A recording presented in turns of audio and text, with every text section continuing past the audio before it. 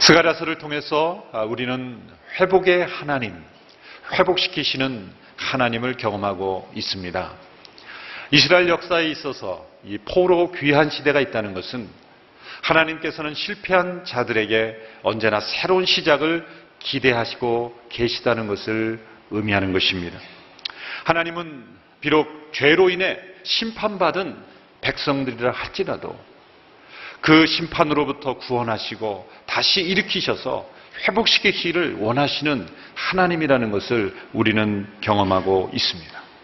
우리가 살아있는 한, 그리고 하나님께 돌아가는 한, 우리에게는 언제나 새로운 시작이 가능하다는 것입니다. 그것이 복음인 것입니다. 이 스가랴서에게 보여주신 이 환상들은 회복의 비전들입니다. 지금까지 우리는 8개의 환상 중에 3개의 환상을 보았습니다. 이 3개의 환상은 모두가 다 회복과 격려의 약속들이었습니다. 하나님께서 이스라엘 예루살렘으로 돌아오신다. 그 주변의 교만한 나라들의 뿔을 꺾으신다. 그리고 하나님께서 예루살렘의 불성벽이 되어주시고 눈동자처럼 보호해 주신다는 약속의 말씀들을 보았습니다. 이런 회복의 말씀들을 우리가 들을 때 우리의 마음속에는 어떤 반응이 있어야 합니까? 아멘, 아멘. 진실로 그렇게 이루어질 줄 믿습니다. 라는 믿음이 솟아나야 합니다. 그런데 때로 우리의 모습을 보면 이런 회복의 말씀들을 듣고 읽으면서도 우리의 마음속에는 아멘이 솟아오르지 않습니다. 믿음이 솟아오르기보다는 의심이 솟아오를 때가 많습니다. 이 말씀이 나에게 확신으로 다가오기보다는 이 말씀은 나에게 너무나 먼 말씀처럼 느껴질 때가 있습니다. 그 이유는 무엇일까요? 2가지 원인이 있습니다. 첫 번째는 내가 현재 죄 가운데 있기 때문입니다. 하나님과 떨어져 있기 때문입니다. 하나님의 뜻에 어긋나는 삶을 살고 있기 때문에 이 회복의 약속 말씀이 나에게 주어져도 나에게 확신으로 믿음으로 다가오지 않는 것입니다. 2번째 이유는 과거에 지은 죄에 대한 기억과 또 죄책감에 사로잡혀 있기 때문입니다.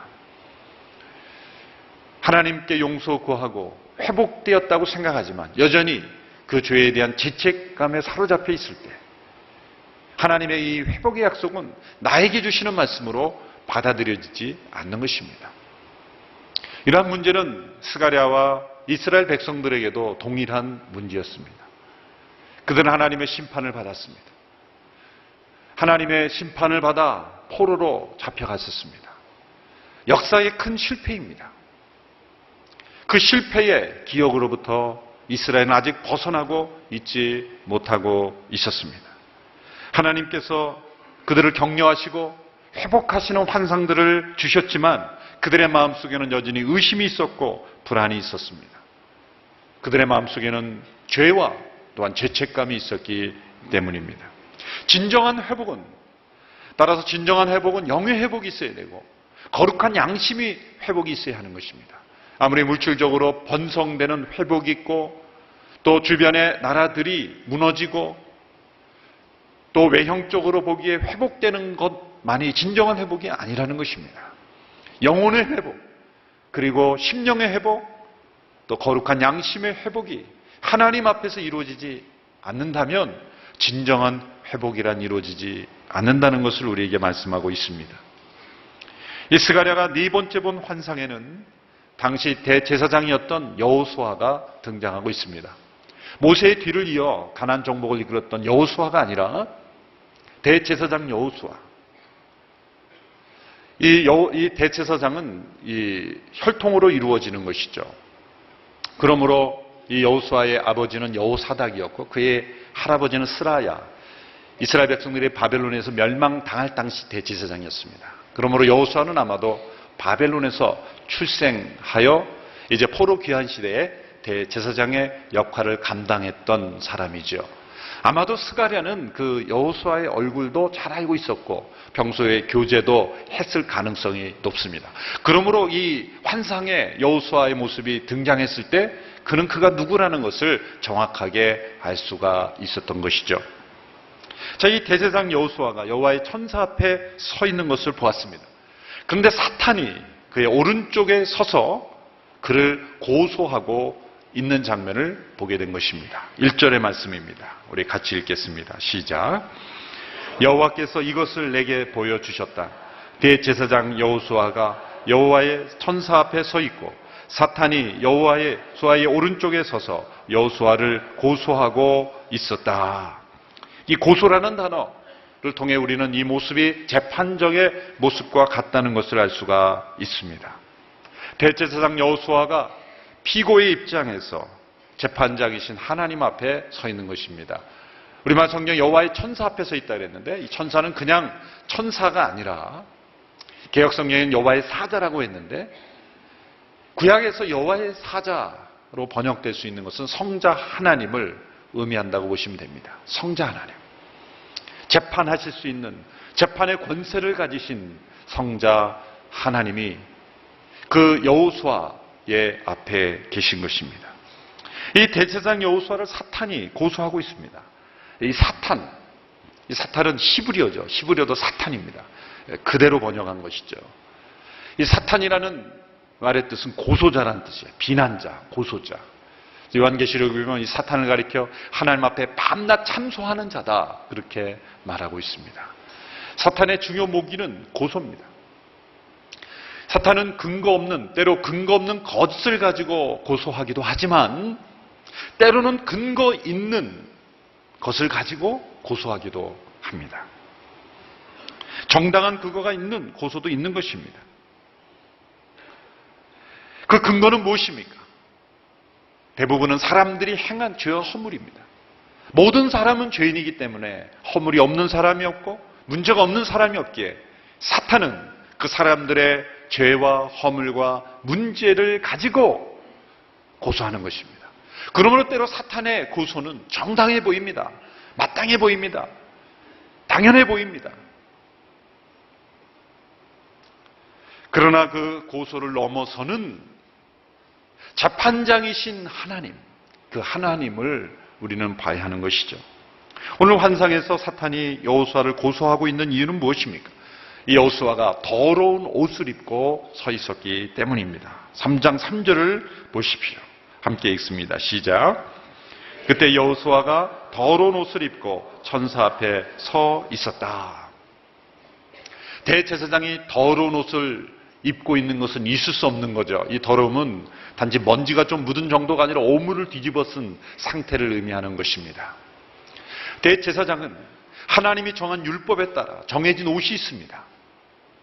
12개의 보석이 있고 하나님의 뜻을 구별한 옴님과 둠님이라는 그런 돌이 박힌 그런 하나님이 정한 예복을 입지 않고 오물로 뒤집어 쓴 더러운 옷을 입고 있다. 이것은 율법에 의하면 있을 수 없는 일이죠. 모세시대의 나답과 아비후가 다른 부를 분향했다가 하나님 앞에 죽임당한 경우도 있지 않습니까?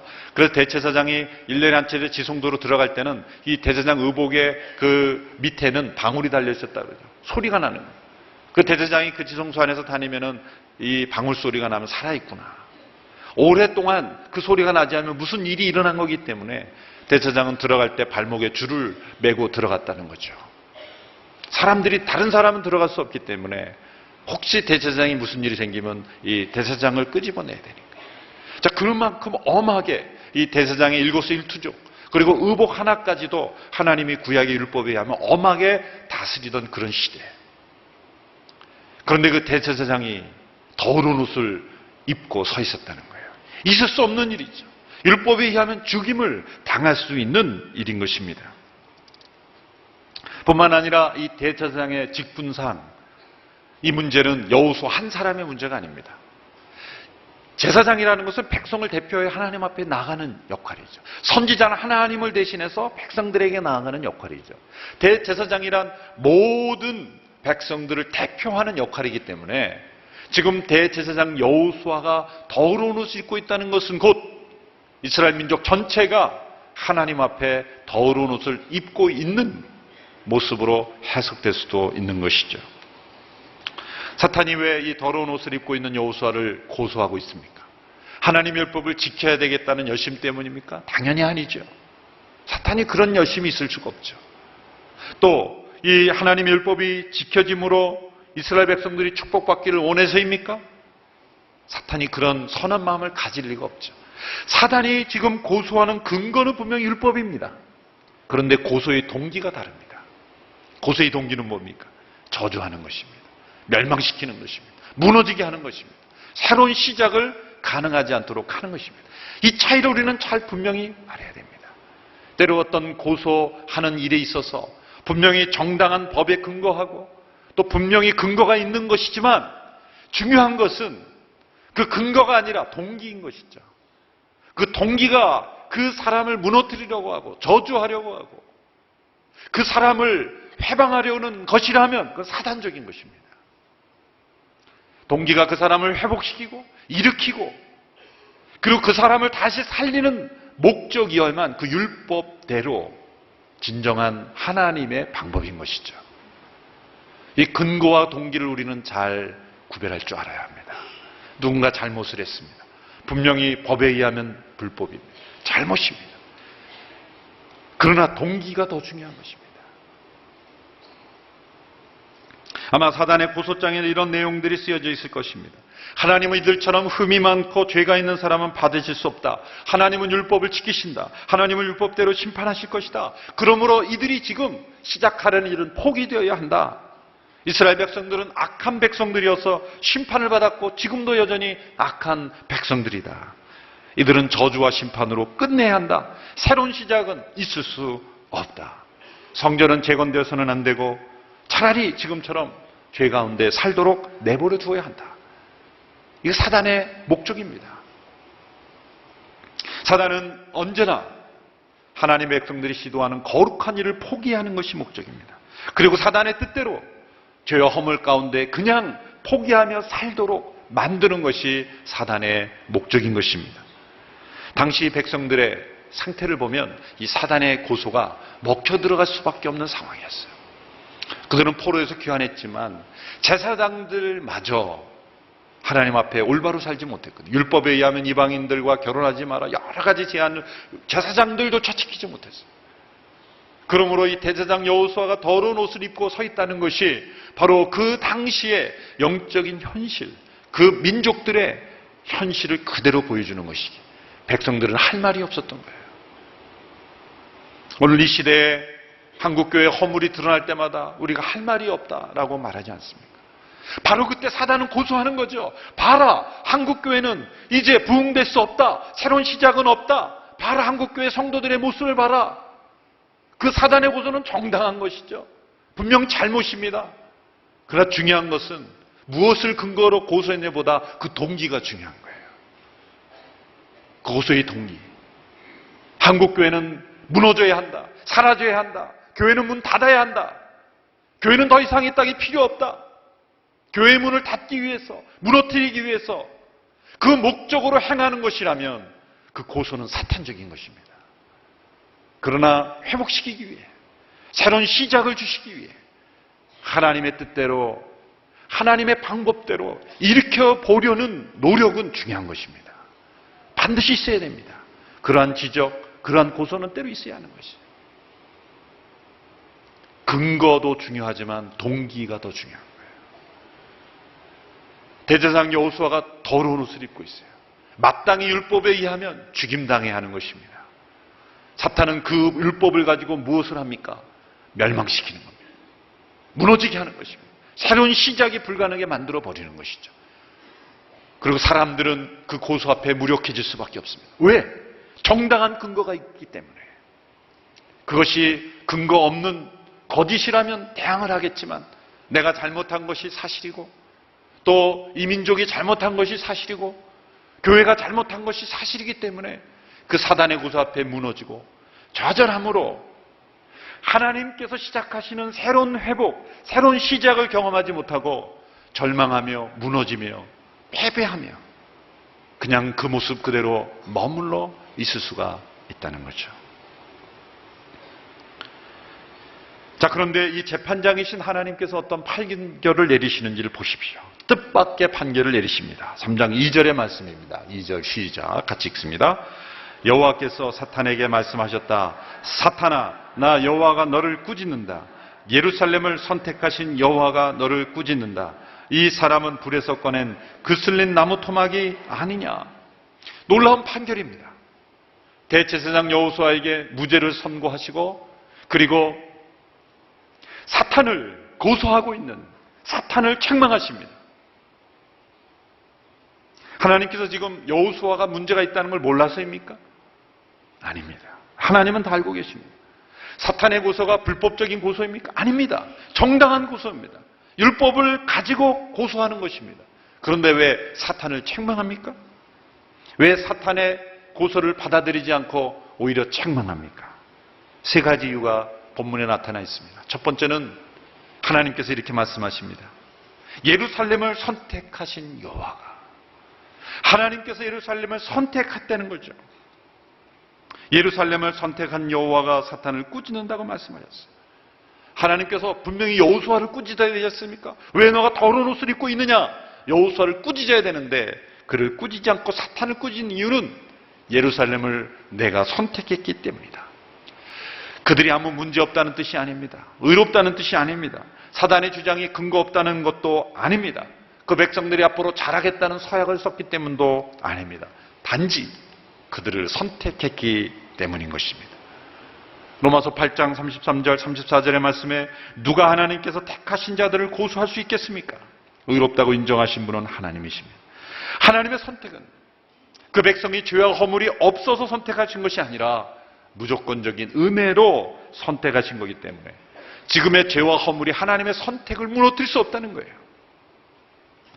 아브라함을 선택하신 하나님, 그리고 그 이삭과 야곱 그의 후손들, 모세와 그 백성들을 선택하신 하나님은 그 백성들이 어떠한 죄와 허물이 있음에도 불구하고 그들을 버리지 않았다는 것이죠. 그것이 중요합니다. 문제가 없다는 것이 아닙니다. 죄가 아니라는 것이 아닙니다. 그러나 그 죄와 허물이 하나님의 선택을 취소시킬 수 없다는 거예요. 사단에게 이렇게 말하는 겁니다. 내 백성이 문제 있고 죄가 있다는 걸 내가 안다. 그러나 사탄 너가 내 백성을 무너뜨릴 수는 없다. 사탄이 스스로 하나님의 백성들을 파괴시킬 수 없다는 것입니다. 너는 자격이 없다. 내 백성은 내가 알아서 한다. 심판을 해도 내가 한다. 하나님의 백성은 사단이 결코 넘어설 수 없다는 거예요. 사탄은 그럴 자격이 없다는 거예요. 해방자요, 고소자요, 그 동기가 무너지게 하려는, 회복이 아니라 무너지게 하는 것이고 구원이 아니라 심판으로 끝나게 하는 사단은 그 백성을 간섭할 수 없다. 너의 고소는 받아들일 수 없다. 내 백성이 문제 없다는 것이 아니다. 분명 더러운 옷은 문제가 있는 것이다. 그러나 너 사탄은 내 백성을 침범할 수 없다는 거예요. 내가 알아서 한다는 거예요. 그게 선택의 의미예요.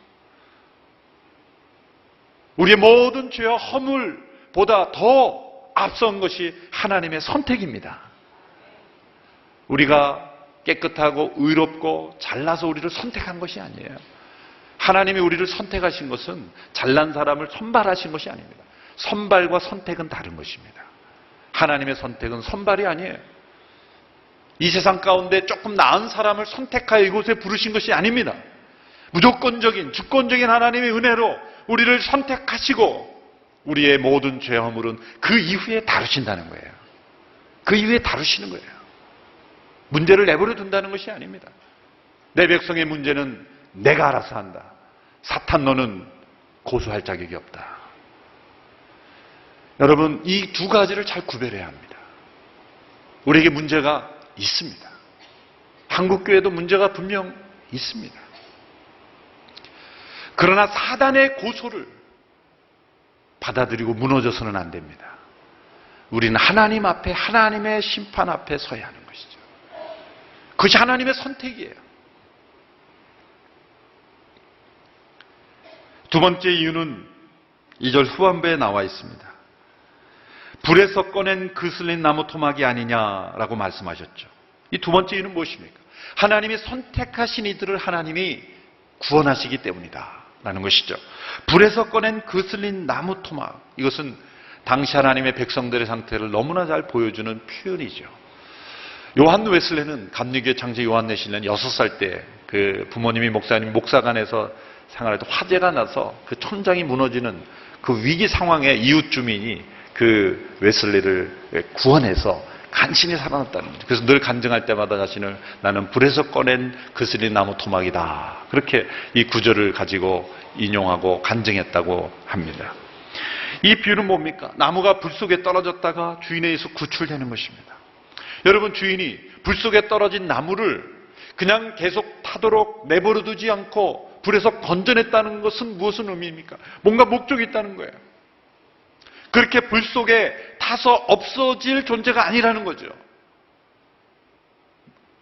남아있는 목적이 있다는 거예요. 그 나무에 목적이 있는 것처럼 하나님께서 이스라엘들을 징벌하셨어요. 불같은 심판을 주셨어요. 더러운 옷을 입고 있는 그 이스라엘 백성들을 그대로 용납하지 않으시고 하나님은 바벨론에 의해서 멸망당하시고 불같은 용광로와 같은 시험에 던지셨죠. 그런데 하나님은 그 백성을 불같은 그 상태에서 타서 없어지도록 하지 않고 건져내셨다는 거예요. 바벨론의 그 불같은 심판 가운데 하나님은 멸망하도록 내버려 두지 않으시고 하나님은 건져내셨다는 거예요. 불에서 꺼낸 나무가 그슬린 상태가 아니냐는 거죠. 여러분, 선택하신 백성들에게는 하나님의 목적이 있는 것입니다. 그 목적이 이루어질 때까지는 하나님이 절대 포기하지 않으신다는 거예요. 사탄은 심판으로 끝내기 원합니다. 사탄의 역사는 모두가 다 종말의 끝은 심판이에요. 저주예요. 그리고 분열과 다툼과 상처와 부정적으로 끝납니다. 그 하나님은 절대 심판이 끝이 아닙니다. 역사의 모든 현장에서 하나님은 심판과 더불어 구원을 행하시고 새로운 일을 행하시고 역사를 보십시오. 하나님이 아담과 하와가 타락해서 범죄했지만 하나님은 그들에게 창세기 3장에 새로운 복음의 약속을 주셨잖아요. 여인의 후손으로 나는 자가 뱀의 머리를 상하게 하겠다. 새로운 복음의 시작을 주셨죠. 그 후손들이 또 노아 시대에 완전히 타락해서 하나님이 노아 홍수 심판하셨죠. 그럼 하나님은 노아의 가족을 또 살려두셨죠. 노아의 가족을 통해 새로운 시작을 하셨어요. 노아의 후손들이 또 바벨탑을 쌓고 또 타락했어요. 하나님은 아브라함이라는 한 사람을 또 택하셔서 새로운 약속을 주셔서 새로운 일을 시작하셨죠. 아브라함의 후손들이 또 타락해서 범죄했죠. 그래서 바벨론에 멸망했죠. 하나님은 포로에서 귀환한 이들을 통해 또 새로운 시작을 하셨죠. 하나님의 역사를 보면 늘 새로운 시작. 멸망으로 끝내지 아니하시고 불에서 타서 재가 돼버리지 않게 하시고 거기서 항상 꺼내주시고 새로운 시작을 하시는 거예요. 왜? 선택하신 자들에게 목적이 있기 때문이에요. 그런데 그슬림이 있어요. 그슬림이. 지금 이스라엘 백성들이 뭐예요? 이 그슬린 나무가 보면서 흉하니까 사탄은 고소하는 거예요. 네 몸에 그슬림을 봐라. 너가 어디에 쓰임 받겠느냐? 너는 버려져야 돼. 우리가 나무를 볼 때 깨끗한 나무가 있고 불에 그슬린 더러운 나무가 있으면 뭘 선택하겠어요? 사람들은 깨끗한 거 선택하고 그슬린 건 버립니다. 그러나 하나님은 불에서 꺼낸 그슬린 나무를 대패질을 해서 깨끗하게 만드셔서 쓰시는 거예요. 하나님은 버리시지 않습니다. 하나님이 선택한 일을 결코 버리지 아니하시고 불에서 그르신 나무라도 하나님은 사용하셔서 새로운 시작을 하기를 원하는 거예요. 이 포로에서 귀하는 민족들이 불에서 그슬린 나무들이에요. 우리가 죄 가운데 있었을 때 죄로 인한 하나님의 처벌을 받았을 때 우리의 영혼에는 불에 그슬린 상처가 있는 거예요. 사탄은 그슬림을 보면서 너는 포기해야 돼. 너는 이제 희망이 없어. 너는 자격이 없어. 그렇게 말합니다.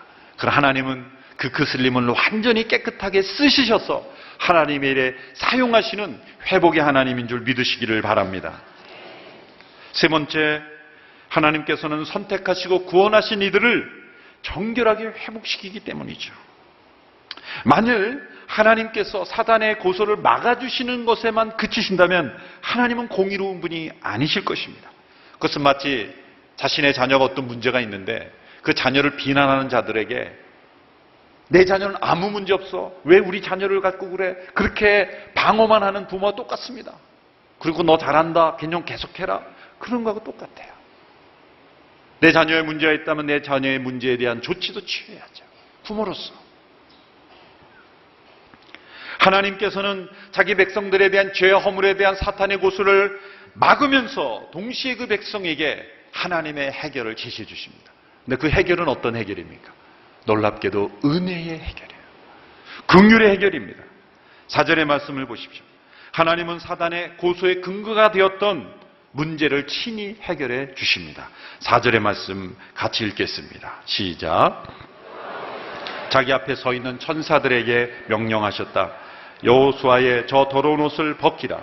그리고 여호와께서 여호수아에게 말씀하셨다. 자, 내가 내 죄를 없애버렸다.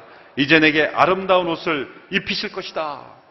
구약 성경에서 가장 아름다운 장면이라고 저는 생각합니다. 하나님 앞에 더러운 옷을 입고 있어 율법의 근거에서 고소를 받고 있는 여호수아. 그 여호수아를 어떻게 회복시켜 주십니까?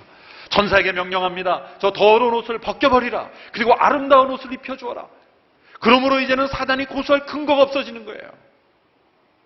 죄를 그냥 덮어주시는 해결이 아닙니다. 그리스도의 십자가 앞에서 우리에게 주신 은혜는 무엇입니까?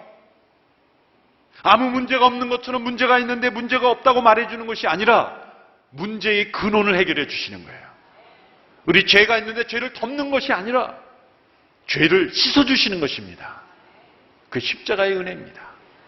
선택하신 이를 구원하시고 구원하신 이를 온전하게 정결하게 해주시고 다시는 사단이 고소할 이유가 없어지도록 만들어주시는 것. 이것이 하나님의 완전한 회복의 은혜인 것입니다. 근본적인 은혜. 우리가 받은 십자가의 은혜는 눈먼 은혜, 값싼 은혜가 아닌 것입니다. 값비싼 은혜예요. 문제를 해결해 주시는 이 하나님의 은혜. 이 은혜가 얼마나 구약의 아름다운 장면으로 나타나 있습니까? 여러분, 인간의 은은 다 더러운 옷과 같아요. 더러운 행실은 당연히 더러운 옷이지만 놀랍게도 받아들이기 어렵지만 구약에 보면 인간의 의로운 행동도 더러운 옷과 같다 그랬어요. 이사야 64장 6절을 보실까요? 우리는 모두 부정한 사람처럼 됐으니 우리가 실천한 모든 의로운 행동은 더러운 옷과 같습니다. 우리는 모두 나뭇잎처럼 시들었으니 우리의 죄가 바람처럼 우리를 쓸어내고 있습니다. 아니, 우리가 행한 선한 행동도 더러운 옷이라니요? 말이 되지 않지 않습니까? 그러나 때로 우리가 행한 의 속에도 우리의 죄가 숨어 있는 건 아십니까? 우리는 선한 일을 행하면서도 그 속에도 죄가 있어요. 뭘 보면 아냐면 불이익 돕기 할 때 신문을 보면 압니다. 내가 돈을 다른 사람보다 더 많이 했는데 사진이 작게 나왔어요. 난리 나는 거죠. 물론 무기명으로 아무도 모르게 하는 선한 분들도 있어요. 그러나 돈 액수만큼 사진이 커야지, 이름이 커야 되는데 분명히 액수는 더 많이 냈는데 적게 낸 사람보다 이름이 적게 나왔다. 난리 나는 거예요. 그 분노. 의로운 행동 속에도 죄가 있어요. 참 이 아이러니컬한 거죠. 인간의 어떤 선함에도 완벽한 선은 있을 수가 없다는 거예요. 더러운 옷과 같은 우리의 의. 여러분, 갓난아이는 스스로 옷을 갈아입을 수가 없어요. 갓난아이는 옷이 아무리 더러워져도 스스로 갈아입을 수가 없어요. 부모가 벗겨주지 않으면 안 돼요. 외부에서 누가 그 더러운 옷을 벗기고 새로운 옷을 입혀주지 않으면 안 되는 거죠. 여러분, 죄 가운데 있었던 우리의 상태가 바로 그런 상태인 것입니다. 하나님께서 우리의 더러운 옷을 벗겨주시고 깨끗한 의의 옷을 입히지 않으면 우리는 하나님 앞에 나갈 수 없어요. 여러분, 옷이라는 주제가 창세기부터 요한계시록까지 등장하는 거 아십니까? 창세기 3장에서 하나님께서 아담과 하와가 범죄하고 무화과 나무 잎으로 부끄러움을 가리려고 했죠. 하나님이 그걸 벗기시고 가죽옷을 입혀주셨어요. 왜 가죽옷입니까? 영구적이니까, 오래가니까, 질기고 튼튼하니까. 물론 그런 것도 있겠지만 이 가죽이라는 것에는 한 생명이 숨어 있는 거예요. 가죽이 나오려면 한 생명이 죽어져야 되죠. 생명은 버지 살아있고 가죽만 바치는 동물이 있습니까? 있을 수가 없는 거예요.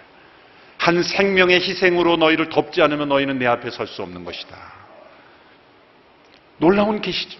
요한계시록 마지막에 보면 새하늘과 새 땅의 백성들이 이렇게 설명합니다. 흰옷을 입은 백성들이다. 어떻게 그 흰옷을 입고 왔냐 그럴 때 이렇게 대답합니다. 어린 양 보혈의 피로 깨끗하게 그 옷을 씻었다. 계시록 마지막의 모습이에요. 창세기 3장의 계시와 연계시록 마지막의 계시가 너무나 일치하는 거예요. 우리는 예수 그리스도로 옷 입어야 하나님 앞에 설 수 있다는 것이죠. 우리 인간이 갖고 있는 어떤 선행, 어떤 의로움은 다 하나님 앞에 더러우실 뿐이에요. 우리가 만들어낸 것들은 모두가 아담과 하와가 만들어낸 무화과 나무 옷과 마찬가지인 거예요. 하나님이 더집혀 주시는 가죽옷, 그것은 뭡니까? 예수 그리스도의 생명의 희생에 오신 것입니다. 의라는 단어가 너무 놀랍죠. 한자를 보면은 양이 나를 덮고 있는 거예요. 기가 막히고, 성경을 아는 사람이 만든 것 같아요. 저는 미스테리입니다. 미스테리. 의라는 단어, 진정한 의는 뭔가? 나 위에 어린 양이 덮어 있는 것. 놀라운 성경의 의미인 것입니다. 여러분, 이 의로 덧입음을 받는, 값없이 의롭다함을 받는 예수 그리스도의 보혈의 옷을 덧입는 저희들, 하나님께서 그 백성을 그렇게 해주시겠다는 거예요. 스가랴가 그 아름다운 모습을 보고 너무나 감동이 돼서 그 환상에 뛰어들어서 머리에 정결한 깨끗한 관도 씌워주십시오. 의복은 입었지만 관을 써야 대제사장이 되지 않습니까? 아름다운 회복이 일어난 것입니다. 이 환상에 의해서 어떻게 이 회복이 가능하게 되었는지를 하나님이 또 설명해 주세요. 이제 대제사장 여호수아에 대한 말씀에서 이제 아주 먼 미래로 나가서 장차 오실 예수 그리스도 메시아를 통해서 너희에게 이 아름다운 옷이 무엇인가? 이 아름다운 옷은 장차 올 메시아의 희생을 통해서 이루어지는 옷이라는 걸 가르쳐 주는 거예요. 8절 말씀에 보면 여호수아의 대제사장직은 앞으로 생길 일의 예표다, 그렇게 말씀하셨죠. 앞으로 생길 일의 예표란, 앞으로 생길 일이 뭡니까? 장차 오실 예수 그리스도 메시아의 출생 의미하는 거예요. 진정한 대제사장의 예수 그리스도를 통해 이루어질 회복의 사건을 설명하고 있는 거죠. 8절에서 10절까지는 세 개의 명칭으로 장차 오실 메시아를 소개합니다. 첫째는 순입니다. 8절 말씀 우리 같이 읽습니다. 8절 시작. 대제사장 여호수아야, 그리고 여호수아 앞에 앉은 여호수아의 동료들아, 잘 들으라. 너희는 앞으로 생길 일의 표가 될 사람들이다. 보라, 내가 순이라 부르는 내 종을 보내겠다. 순, 이것은 예수님의 예명이죠. 예수님을 예언한 예명입니다. 여러분, 순 모임에 가면서 순이 어디서 나는지 모르시는 분 혹시 계십니까? 예수님의 이름입니다. 순, 연한 순이지만, 작은 색삭과 같은 순이지만, 그러나 커서 큰 나무가 되는 순. 하나님 나라의 시작은 미약해 보이고 한 아기로 오신 예수 그리스도, 연약한 아기로 오셨지만 그러나 그분을 통해 하나님의 나라가 이루어지는 예수님의 모임이란 뜻입니다. 우리의 순모임은 예수님의 모임이고 예수님이 주인 되신 모임이고 예수님을 닮아가는 모임이라는 거죠. 예수님은 생명의 시작이 되시고 하나님 나라의 시작이 되신 것이다. 바로 이분을 통해 너희들이 아름다운 옷을 입을 수가 있게 된 것이다. 두 번째 이름은 종입니다. 8절에 보면 순이라 부르는 내 종을 보내겠다. 구약에 나타난 메시아연에서 핵심적으로 나타나는 용어가 종이죠. 비굴한 종이 아니라 기쁘게 순종하는 종, 하나님의 뜻에 순종하는 종. 이사야 보면은 53장에 고난받는 종, 빌립보서 2장에 보면은 죽기까지 이르러 하늘의 영광을 버리고 종의 형체를 가져 죽기까지 순종하는 종으로 자신을 희생하셨기에 그 희생으로 아름다운 옷을 입혀줄 수가 있게 된 것이다. 이 옷은 값싼 옷이 아니다. 이 옷이 왜 아름다운가? 이것은 어린 양 예수 그리스도 하나님의 아들의 희생으로 얻어진 옷이기 때문에 이 옷은 사탄의 어떤 고소도 막아낼 수 있는 그런 능력이 되는 옷이 되는 것입니다. 세 번째는 돌의 모습입니다. 3장 9절의 말씀, 3장 9절 같이 읽습니다. 시작. 만군의 여호와가 말한다. 내가 여호수아 앞에 세운 돌을 보라. 돌 하나에 7개의 눈이 있다. 내가 그 돌 위에 이 땅의 죄를 하루 만에 없애겠다는 글을 새겨 놓겠다. 장차 오실 예수 그리스도는 7개의 눈이 있는 돌로 예언되었습니다. 7개의 눈이 있다는 것은 완전수죠. 전지전능하다는 것입니다. 또 이 땅, 온 땅을 감찰하시고 인도하시는 성령의 임재를 의미하시는 것이죠. 그런데 이 돌 위에 새겨진 글이, 메시지가 놀랍습니다. 이 땅의 죄를 하루 만에 없애겠다. 놀랍지 않습니까? 십자가의 사건을 본 이후에 사람들이 기록한 것이 아니라 수백 년 전에 십자가의 사건이 있기 전에 이 땅의 모든 죄를 하루 만에 씻어주는 날이 온다는 거예요. 놀랍지 않습니까? 순으로 오시는 예수 그리스도, 종으로 오신 예수 그리스도가 이제는 돌로서 예표되는데 그 돌에 새겨졌다는 건 뭐예요? 취소될 수 없다는 거예요. 반드시 이루어진다는 게 돌입니다. 돌에 새겨진 것은 취소되지 않지 않습니까? 지워지지 않는다는 거예요. 반드시 이루어진다는 거죠. 이 온 세상의 죄를 하루 만에 제거하는 날, 당시 대제사장은 해마다 수많은 제사를 되풀이했지만 죄가 사라지지 않았습니다. 왜? 완전한 제물이 되지 않았기 때문에. 그러나 하나님의 아들 예수 그리스도 어린 양의 그 피로 하루 만에 온 세상의 죄를 씻어버리는 대속죄일이 올 것이다. 십자가의 예언이죠. 너희가 어떻게 이 아름다운 옷을 입혀줄 수 있었느냐. 이 땅의 모든 죄가 씻어지는 그날. 그리고 그 사건을 믿는 모든 사람들에게는 이 더러운 옷을 벗기고 아름다운 옷을 다 입혀주신다는 것입니다. 바로 이것이 예수 그리스도의 사건입니다. 예수님을 돌로 비유했지 않습니까? 신약에도 보면 예수님을 돌로 비유하죠. 예수님 많은 사람들에게 거친 돌이 되고 버린 돌이 되었어요. 그러나 건축자의 모퉁이 돌이 되었다. 그리고 그 모퉁이 돌을 통해서 우리가 하나님의 집으로 지어져 간다고 베드로서에서 말씀했습니다. 예수님을 가리켜 살아있는 돌이라고 했어요. 리빙스톤, 산돌이야. 그러므로 우리도 그리스도 안에서 산돌로 지어져 가는 거예요. 돌과 같이 생명이 없고 딱딱하고 그리고 아무런 반응이 없는 것 같은 존재이지만 그러나 그 속에 하나님의 영이 임하면 살아있는 돌이 되는 거예요. 얼마나 기가 막힌 말씀입니까? 예수님께서 순이 되심으로 이 땅에 오셨고 종이로 순종하셨고 그리고 돌이 되심으로 산돌이 되심으로 이제 그리스도 안에 있는 자들에게는 더러운 옷을 벗기고 아름다운 의의 옷을 입혀주신다는 거예요. 이 의의 옷을 입은 자들에게 약속된 풍성한 삶이 10절에 이렇게 약속되어 있습니다. 10절 말씀 함께 읽습니다. 시작. 그날에는 너희가 너희 이웃을 서로 자기 포도나무와 무화과 나무 아래로 부를 것이다. 만군의 여호와가 말한다. 포도나무와 무화과 나무 아래로 서로 초대한다는 것, 이것은 풍요로움과 평화로움을 의미하는 거예요. 이건 단지 물질적인 풍요로움이 아닙니다. 마음이 풍요로움이고 마음의 평화로움이고 하나님의 나라의 의와 평강과 기쁨이 가득한 풍요로움이에요. 저는 순모임을 생각하면서 성도들이 서로 포도나무 집과 무화과 나무 아래 서로 소대하는 모습, 이 아름다운 그리스도의 공동체의 모습이죠. 이 풍성한 삶이 십자가 앞에 나와 우리의 더러운 옷이 벗겨지고 내가 벗고 내가 입는 것이 아니라 하나님이 벗겨주시고 하나님이 입혀주신 의의 옷을 입고 우리가 십자가 앞에서 함께 만날 때 우리에게 이런 풍성한 삶이 약속되어 있는 것입니다. 예수님 모퉁이 되어 주셔서 그리스도 안에 산돌이 되어 하나님의 집으로 지어가자는 우리의 공동체 속에 이런 풍성한 삶이 약속되어 있는 것입니다.